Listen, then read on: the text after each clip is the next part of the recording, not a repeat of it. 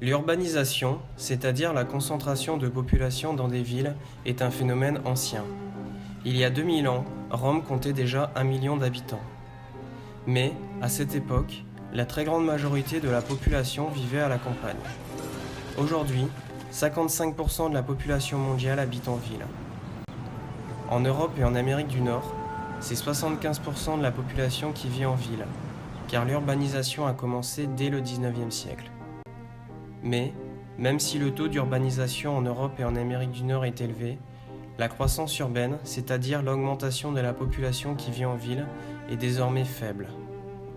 En revanche, dans les pays émergents d'Asie, d'Afrique ou d'Amérique latine, où l'économie se développe rapidement, la population urbaine est plus faible, mais par contre la croissance des villes est beaucoup plus forte.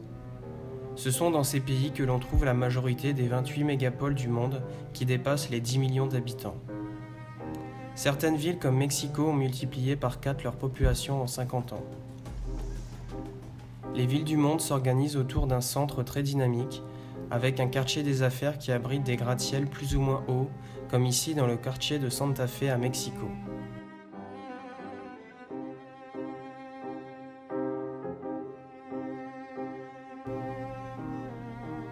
Même si les villes, notamment en Amérique du Nord et en Asie comme ici à Shanghai, tendent à s'agrandir verticalement, la croissance des villes prend le plus souvent la forme d'un étalement urbain.